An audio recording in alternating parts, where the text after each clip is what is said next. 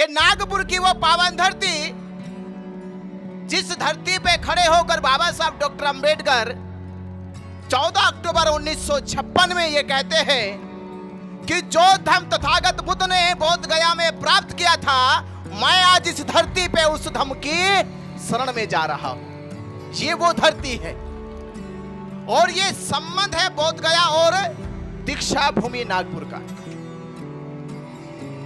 बाबा साहब डॉक्टर अंबेडकर ने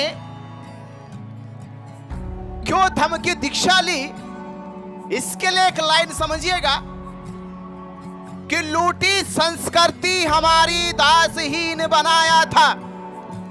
ये संस्कृति का आंदोलन, ये विरासत को बचाने का आंदोलन, ये बहुजनों की अस्मिता को वापस लाने का आंदोलन, कि लूटी संस्कृति हमारी दासहीन बनाया था, बहू बेटी और बच्चों को घर के बाहर जलाया था, आंखों से टपके आंसू कोई फरियाद सुन ना पाया था, और होता रहा शोषण हमारा, होता रहा शोषण हमारा। इस धरती पे कोई अल्लाह ईश्वर देवी देवता भगवान ना आया था।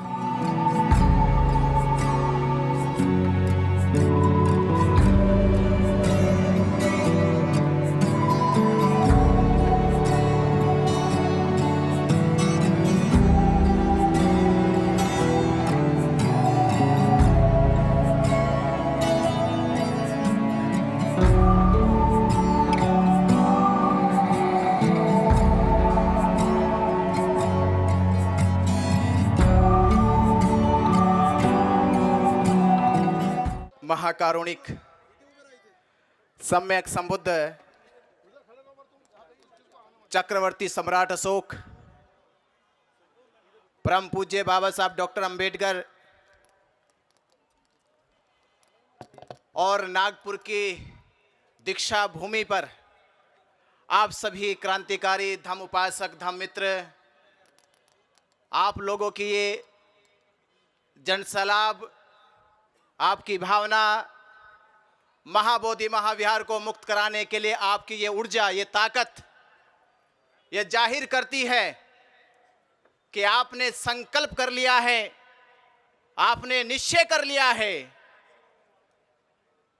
कि ये लड़ाई अब तब रुकेगी जब महाबोधि महाविहार ब्राह्मणों से खाली करा लिया जाएगा।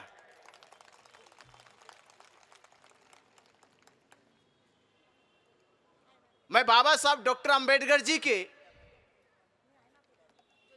उस पावन धरती पे आज खड़ा हूं,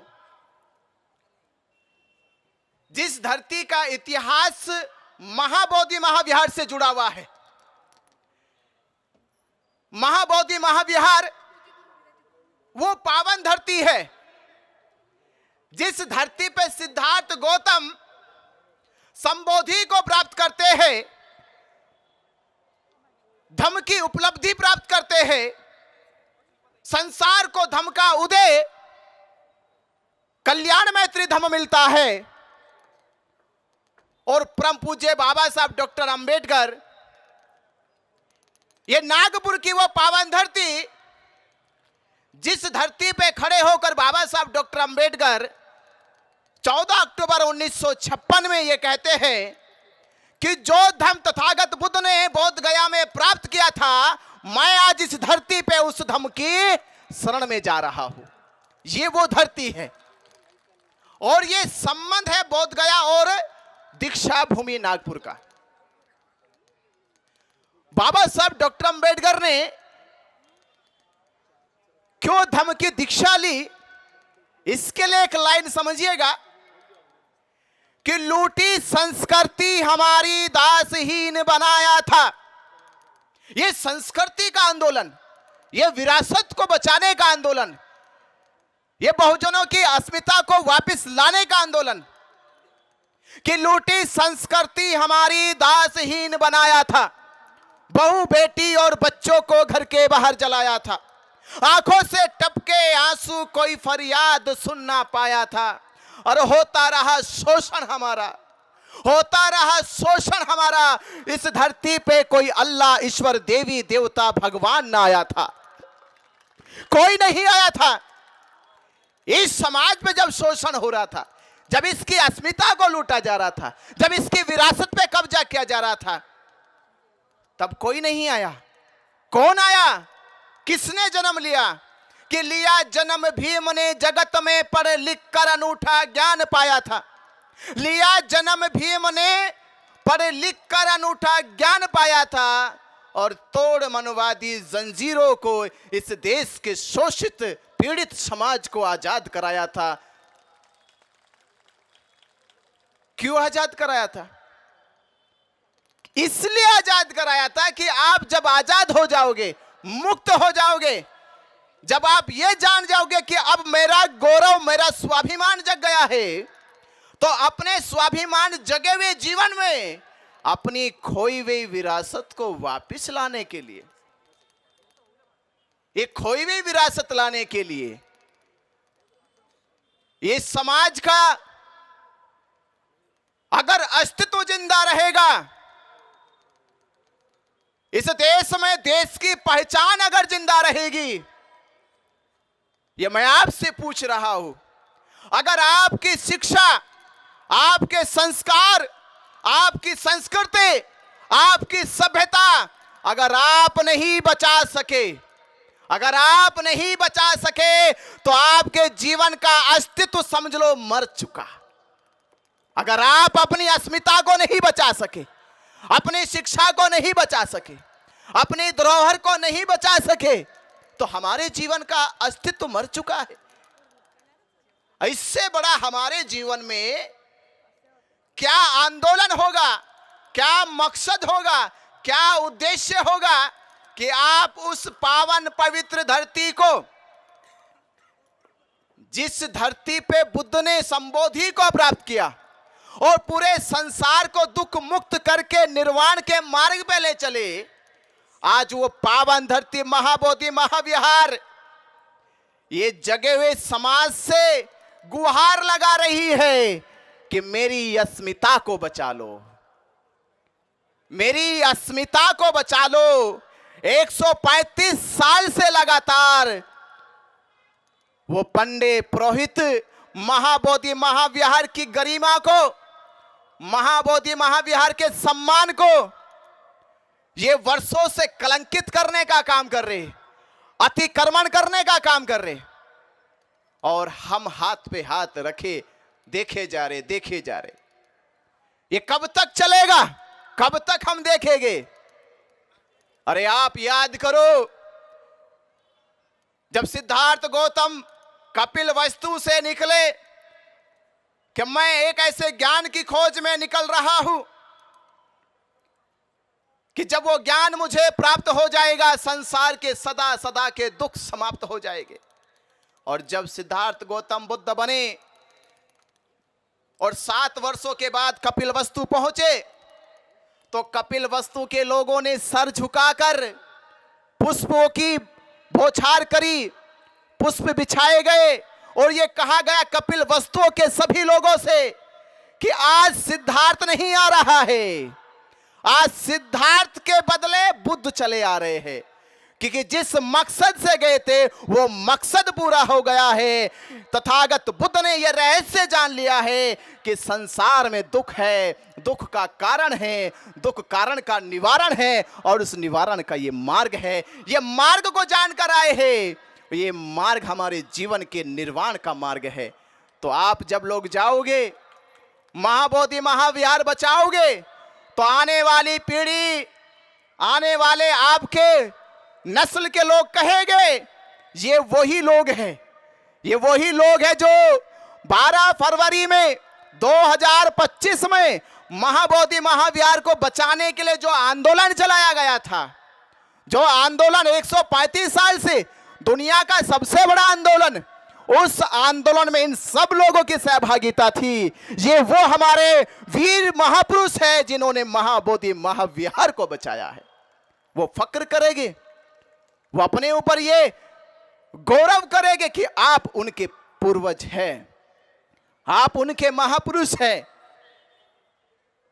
तो ये लड़ाई जीतने के लिए कैसे जीती जाएगी? हमसे किसी ने कहा कि आप तो बौद्ध भिक्षु हैं, आप तो घरे त्याग करके सन्यासी बने, भिक्षु बने, तो आप ये मांग क्यों कर रहे हो? क्यों महाबोधि महाविहार मांग रहे हो? मैंने क्या, किस मूर्ख ने कहा तुमसे? ये किस मूर्ख ने कहा कि हम महाबोधि महाविहार मांग रहे? महाबोधि महाविहार मांगा नहीं जा रहा, बल्कि बचाया जा रहा है। ये मांगने की लड़ाई नहीं है, ये बचाने की लड़ाई है। किससे बचाने की लड़ाई है? ये बचाने की लड़ाई है कि महाबोधि महाविहार वो पावन, पवित्र, वो ज्ञान का प्रतीक, शांति का प्रतीक, मैत्री का प्रतीक है। और उस प्रतीक को ये पंडे पुरोहित पिंडदान करके, श्राद्ध करके, पिंडा परा के उसकी गरिमा को भंग करने का काम कर रहे। हम इन पाखंडों से बचाना चाहते हैं महाबोधि विहार को। हम महाबोधि महाविहार को, जो पूरी दुनिया इस श्रद्धा से दान देती है कि महाबोधि महाविहार में गया दान वहां के बौद्ध भिक्षुओं को प्रशिक्षित करेगा, वहां के बौद्धों के लिए कॉलेज यूनिवर्सिटी बनेगी, वहां के बौद्धों को धर्म प्रचार प्रसार करने के लिए सुविधा मुहैया कराई जाएगी। पर आपके इस धर्म प्रचार प्रसार के रथ को रोकने के लिए इन्होंने 1949 में महाबोधि महाविहार के ऊपर यह एक्ट बनाया। जबकि भारत में ना तो मस्जिद पे एक्ट बनाया गया, ना मंदिर पे एक्ट बनाया गया, ना गुरुद्वारे पे एक्ट बनाया गया, ना चर्चों पे एक्ट बनाया गया। ये महाबोधि महाविहार पे एक्ट इसलिए बना दिया गया क्योंकि बाबा साहब डॉक्टर अंबेडकर ने 1935 में कहा था, मैं हिंदू धर्म में पैदा हुआ, ये मेरे वश की बात नहीं थी, पर मैं इसमें मरूंगा नहीं। ये लोगों को खतरा लगने लगा, ये तो जन सैलाब आने वाला है, सुनामी आने वाली है। धीरे धीरे इन्होंने एजेंसी लगाई अपनी खुफिया कि पता करो ये बाबा साहब अंबेडकर हिंदू धर्म छोड़ रहे हैं, हिंदू धर्म को त्याग रहे हैं, तो ये कहां जाएंगे, किधर जाएंगे? तो किसी ने कहा कि बाबा साहब डॉक्टर अंबेडकर जी का लगाओ बुद्ध के धर्म की ओर है, बुद्ध के धर्म की ओर है। इन्होंने पहले शिकंजा कस लिया, फिर इन्होंने शिकंजा कस लिया कि बुद्ध के धर्म का केंद्र क्या है? महाबोधि महाविहार बौद्ध गया है कि बौद्ध गया पर कब्जा कर लो। और जब बौद्ध गया पे कब्जा हो जाएगा तो इनके धर्म प्रचार का जो रथ है वो रुक जाएगा, वो गति नहीं करेगा। भारत में बौद्ध धर्म का प्रचार प्रसार ज्यादा तेज नहीं होगा। और यही कारण है मक्का मदीने पे मुसलमानों के मौलवियों का प्रबंधन है, वो जो चाहते हैं वो नियम सर्कुलेट करते हैं, पूरे संसार में वही नियम चलता है। यरूशलेम वेटिकन सिटी के चर्च में जो नियम बनाते हैं ईसाई लोग, पादरी लोग, पोप लोग, वही पूरी दुनिया में चलता है। हिंदू लोग भी अपना नियम बनाते हैं, अपने कानून बनाते हैं, पर बौद्धों के पास अपना धर्म स्थल नहीं है। वो क्या नियम बनाएगा, क्या नियम सर्कुलेट करेगा, क्या बौद्धों के प्रचार के लिए वो बैठ के संगोष्ठी करेगा? और ये नहीं हुआ तो लोगों का विश्वास टूटने लगा। लोग कहने लगे, जैसे अभी अभी हमने मंचों से सुना और देश में जगह जगह कहा जा रहा है बौद्ध तो अल्पसंख्यक है, और हम मूर्ख लोग समझ भी गए हम अल्पसंख्यक है। हमें कहा गया बौद्ध अल्पसंख्यक है, जैन अल्पसंख्यक है, सिख अल्पसंख्यक है, और हम लोगों ने मान भी लिया कि हम अल्पसंख्यक है। आप मुझे बताओ, जो अल्पसंख्यक है आज तक उसे किसी ने अल्पसंख्यक नहीं कहा। जो अल्पसंख्यक है देश में उसे किसी ने अल्पसंख्यक नहीं कहा। बौद्ध इस देश का बहुसंख्यक है, जिसकी पहचान मैं बता रहा हूं। हमारे राष्ट्रीय ध्वज में जो अशोक चक्र है वो किनका है? वो बौद्ध धर्म का है। जो भारत रत्न दिया जाता है पीपल के पत्ते पे, वो किनका प्रतीक है? बौद्धों का प्रतीक है। जो अशोक लाट है वो किनका प्रतीक है? बौद्धों का जो पक्षी है, राष्ट्रीय पक्षी मोर है, वो किनका प्रतीक है? बौद्धों का, मौर्य साम्राज्य का।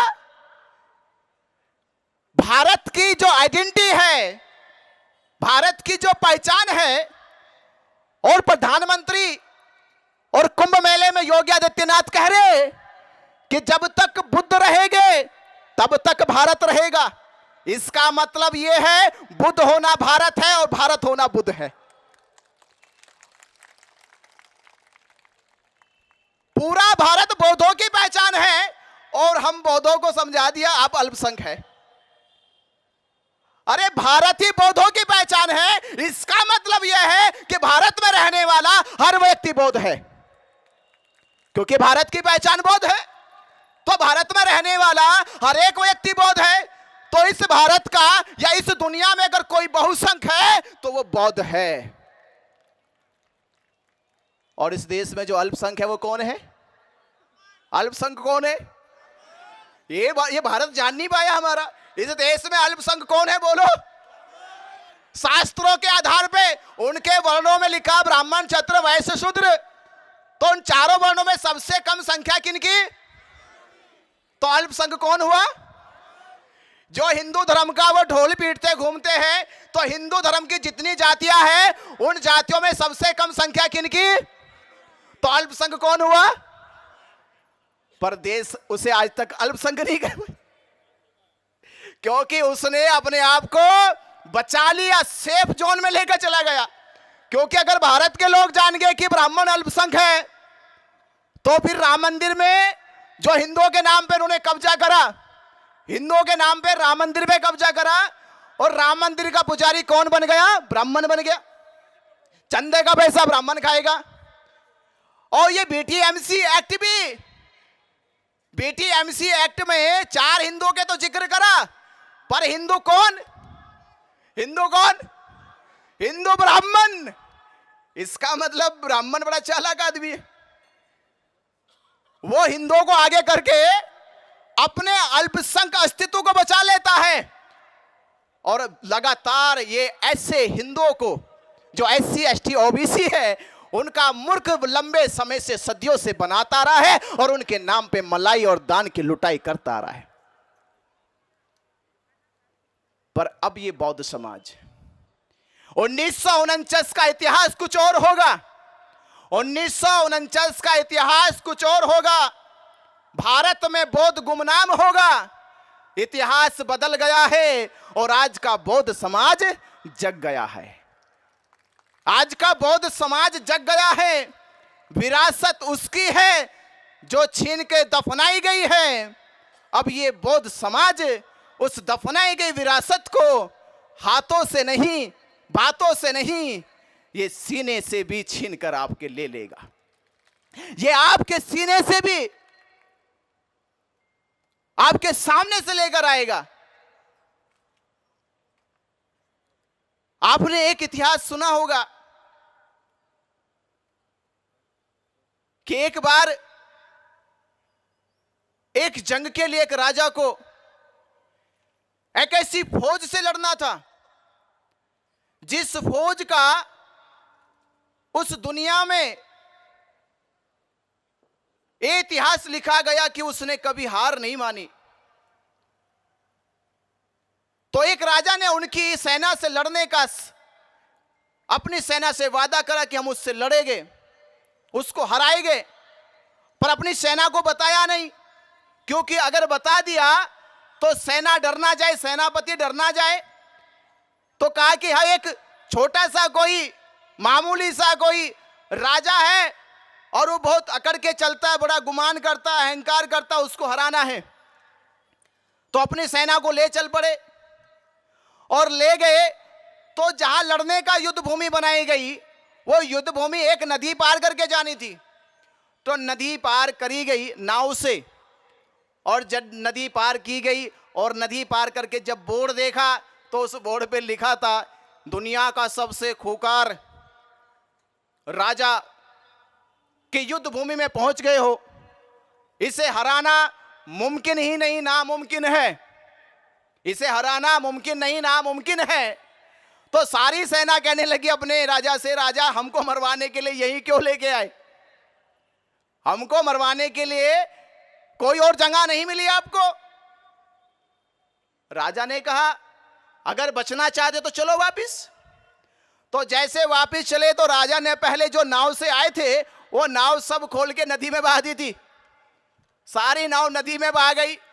नदी में पानी गहरा था और गहरे पानी के साथ साथ बड़े बड़े मगरमच्छ भी थे। तो राजा ने कहा देखो, मरना दोनों जगह है, लड़के मर लो या भाग के मरो।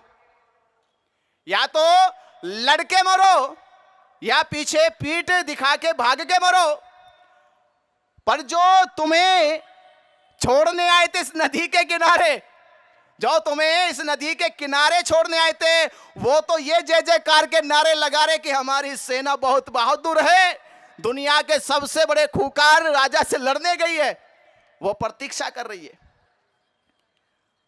तो सेना कहती कि राजा क्या करे? तो राजा ने कहा ये अगर लड़के मर गए तो शहीद अमर कहलाओगे, अगर लड़के मर गए शहीद अमर कहलाओगे, और भाग के मगरमच्छों के मुंह में निवाला बन गए तो कायर कहलाओगे। तो मेरा आपसे ये निवेदन है, ये लड़ाई लड़के शहीद होने की है या भाग के कायर बनने की है? तो शहीद होना चाहते हो? शहीद होना चाहते हो? अरे मरना तो एक दिन है ही है, मरना तो एक दिन है ही है। इसलिए कबीर ने कहा कि जन्म हुआ मेरा जग हंसा मैं रोया, जन्म हुआ मेरा जग हंसा मैं रोया, कुछ ऐसी करनी कर चलो मैं हंसू जग रोए सारा। ऐसा कुछ करो ना, ऐसा कुछ करो कि लोग आपके जाने का एहसास करें। और अभी हम लोग, अभी जब आंदोलन की बात चल रही तो मैं आंदोलन की तीन बातें आपको समझा दूं। हम वो समाज से आते कि जहां डाइवर्जन आंदोलन नहीं चलते, ना डाइवर्ट आंदोलन चलते हैं, ना डिवाइड आंदोलन चलते हैं। हमारे आंदोलन के लिए तीन बातें बहुत प्रमुख है, जिसकी सफलता का मैं पिछले कुछ वर्षों में उदाहरण बताऊंगा। एक तारीख आंदोलन की सफलता के लिए हमारी क्या होनी चाहिए? एक तारीख, एक साथ और एक मुद्दे पे आवाज बुलंद होनी चाहिए, एक मुद्दे पे ही बस। तो एक तारीख कौन सी आ रही है?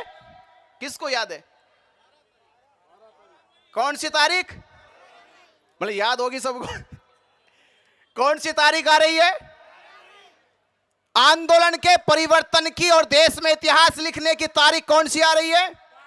12 मई को 12 लाख बोध, 12 मई को 12 लाख बोध बोध गया में होने चाहिए। ये पूरे देश में आवाज गुंजा दो। एक ही तारीख 12 मई, 12 लाख लोग एक साथ महाबोधि महाविहार को कराएंगे ब्राह्मणों से मुक्त आजाद। कराओगे ना? कराओगे? एक तारीख की तैयारी करो। आप सोचिए 12 लाख लोग अगर बोध गया पहुंच गए, 12 लाख लोग, जो वहां का डीएम बार बार कह रहा है, वहां का सचिव बार बार कह रहा है आपकी संख्या कहां है, बौद्धों की संख्या कहां है? तो हमने कहा भाई बौद्धों की संख्या तो यही है भारत में ही, भारत में बौद्धों की संख्या है। पर हम बौद्ध लोग अपने बाहरी बौद्ध अनुयायियों का भी सम्मान करते हैं। अगर भारत के बौद्ध बोध गया में अभी आकर बैठ गए तो जो लोग देश दुनिया से बुद्ध धर्म के अनुयायी है, महाबोधि महाविहार में दर्शन करने आते हैं, वो लोग कहेंगे कि यहाँ की व्यवस्था थोड़ी बिगड़ गई है। हम नहीं चाहते कि वो लोग यहाँ आए और अव्यवस्था देख कर जाए, इसलिए हमने एक ही तारीख चुन ली, 12 मई। 12 मई को 12 लाख लोग आएंगे और फिर हम कहेंगे कि मुख्यमंत्री जी अब पैर रखकर कैसे बाहर निकल पाओगे? 12 लाख लोग आ गए, अब पैर रख के किधर से निकलोगे? गाड़ी जाने का रास्ता बंद, पैदल जाने का रास्ता बंद। अब तो तभी जाओगे, पहले हमारा रास्ता निकालो और ब्राह्मण को बोध गया महाविहार से बाहर निकालो, उसके साथ साथ तब आप पटना की ओर प्रस्थान करना। ये ताकत अगर आपने दिखा दी, और हमें ऐसा लग रहा है इस बार के 12 लाख बौद्ध 145 साल के आंदोलन का अंत करने वाले हैं। ये होने वाला अंत इस बार इसलिए अंत होने वाला है क्योंकि आंदोलन के लिए बौद्ध गया की भूमि बौद्ध भिक्षुओं के लिए इतनी पावन पवित्र धरती है, जिसे हमें बार बार कह रहे कि कोई तारीख बताओ कब तक ये आंदोलन चलेगा। हमने कहा हमारे लिए कोई तारीख ही नहीं है, हम तो आंदोलन करते रहेंगे। और इसलिए करते रहेंगे क्योंकि हम इस जगह पे बैठे जिस जगह पे सिद्धार्थ गौतम बैठकर बुद्ध हो गए, जिस जगह पर बैठकर सिद्धार्थ गौतम बुद्ध हो गए, हो सकता है हम बैठे बैठे अरहंत हो जाए। हम अरहंत भी तो हो सकते, तो इससे बड़ी पवित्र जगह हमारे लिए क्या होगी, और बौद्धों के लिए बौद्ध भिक्षुओं के लिए इससे बड़ा आंदोलन क्या होगा। और तथागत ने तो कहा था, हे भिक्षु अब धम्म का प्रचार प्रसार करने जा रहे हो, जाओगे तो इतने समझदार लोग नहीं है कि तुम्हारी बातों को आसानी से समझ जाएंगे, बड़े मूर्ख लोग हैं। जाओगे तो तुम्हारी ये पहले वेशभूषा को देख के तुम पे चिल्लाएंगे, गाली देंगे, तो गालियों से डरोगे तो नहीं।